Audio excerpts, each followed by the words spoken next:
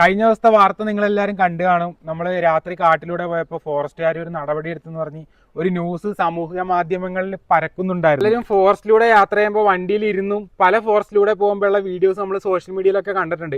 അതൊക്കെ തെറ്റിദ്ധരിച്ച് പലരുടെയും ഒരു ചിന്തയുണ്ട് എന്ന് പറഞ്ഞാൽ റണ്ണിങ്ങിൽ പോകുമ്പോൾ ബൈക്കിലിരുന്നോ ബസ്സിലിരുന്നോ കാറിലിരുന്നോ ഒക്കെ ഫോറസ്റ്റിന്റെ ചിത്രങ്ങൾ വീഡിയോകൾ ചിത്രീകരിക്കാണ്. പക്ഷെ അതും നിയമപരമായി തെറ്റാണ്. നിങ്ങളിപ്പോൾ കണ്ടുകൊണ്ടിരിക്കുന്ന ഈ വീഡിയോ ഞങ്ങളുടെ ലൈഫിൽ ഏറ്റവും പ്രധാനപ്പെട്ട വീഡിയോകളിൽ ഒന്നാണ്. കഴിഞ്ഞ ദിവസത്തെ വാർത്ത നിങ്ങളെല്ലാവരും കണ്ടു കാണും. നമ്മൾ രാത്രി കാട്ടിലൂടെ പോയപ്പോൾ ഫോറസ്റ്റുകാർ ഒരു നടപടി എടുത്തെന്ന് പറഞ്ഞ് ഒരു ന്യൂസ് സാമൂഹിക മാധ്യമങ്ങളിൽ പരക്കുന്നുണ്ടായിരുന്നു.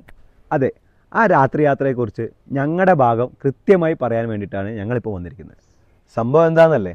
അതിനു മുമ്പ് എന്നെ പിന്തുണച്ച എല്ലാ മീഡിയകളോടും എന്നെ ഒരു ഇൻഫ്ലുവൻസറാക്കിയും യൂട്യൂബറാക്കിയും മാറ്റിയ എല്ലാ വാർത്താ മാധ്യമങ്ങളോടും ഞാൻ നന്ദി പറയുന്നു. നമുക്ക് കാര്യത്തിലോട്ട് വരാം. അടുത്ത മാസം നടത്തായിരുന്ന ബൈക്ക് റൈഡിന്റെ ഭാഗമായി ചേകാടി ഫോറസ്റ്റിനകത്തുള്ള ഒരു റിസോർട്ട് ഞങ്ങൾ ബുക്ക് ചെയ്തിരുന്നത്. അതിന്റെ ഒരു പ്രീ റൈഡ് ആയിരുന്നു ഇത്.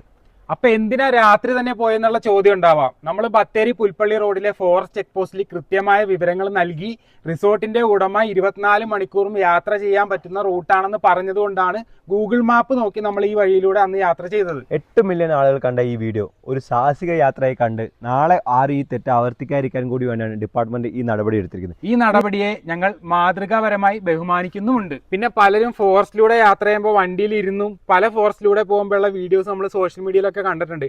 അതൊക്കെ തെറ്റിദ്ധരിച്ച് പലരുടെയും ഒരു ചിന്തയുണ്ട് എന്ന് പറഞ്ഞാൽ റണ്ണിങ്ങിൽ പോകുമ്പോൾ ബൈക്കിലിരുന്നോ ബസ്സിലിരുന്നോ കാറിലിരുന്നോ ഒക്കെ ഫോറസ്റ്റിന്റെ ചിത്രങ്ങൾ വീഡിയോകൾ ചിത്രീകരിക്കാണ്. പക്ഷെ അതും നിയമപരമായി തെറ്റാണ്.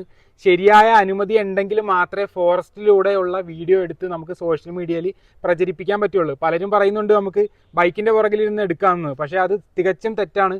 ഫോറസ്റ്റിനുള്ളിൽ വീഡിയോ എടുക്കണമെങ്കിൽ ഫോറസ്റ്റിന്റെ അനുമതി കിട്ടണം. അനുമതി മാത്രമല്ല, അതിനൊരു ഫീസ് ഉണ്ട്. ആ ഫീസ് അടച്ചതിന് ശേഷം വീഡിയോ എടുക്കാൻ പറ്റത്തുള്ളൂ. ഈ വനവകുപ്പിന്റെ ഈ ഒരു നിയമം വനവകുപ്പ് മാത്രമല്ല, ഈ കാട് സംരക്ഷിക്കേണ്ട ഞങ്ങളുടെ എല്ലാവരുടെയും, എന്റെയും നിങ്ങളുടെ എല്ലാവരുടെയും കടമയാണ്.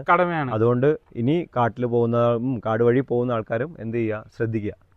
അതുപോലെ തന്നെ ഈ ഒരു വീഡിയോ ഇത്രയും വൈറലാകാൻ കാരണം അഡ്വഞ്ചറും കാര്യങ്ങളും ഫോറസ്റ്റും കാര്യങ്ങളൊക്കെ ഇഷ്ടമുള്ള ആൾക്കാർ ലൈക്ക് ചെയ്യാൻ കമന്റ് ചെയ്യാൻ, നൈറ്റ് റൈഡും ഇഷ്ടപ്പെടുന്ന ആൾക്കാർ ലൈക്ക് ചെയ്യാൻ കമന്റ് ചെയ്തുകൊണ്ടാണ് ഇത്രയും വൈറലായത്. അപ്പൊ ഇനി നമ്മൾ അനുവദനീയമായ സ്ഥലത്തിലൂടെ ആയിരിക്കും ഇനി ഇങ്ങനത്തെ യാത്രകൾ ചെയ്യുന്നത്. ഞങ്ങളെ സപ്പോർട്ട് ചെയ്ത എല്ലാവർക്കും വളരെയധികം നന്ദി.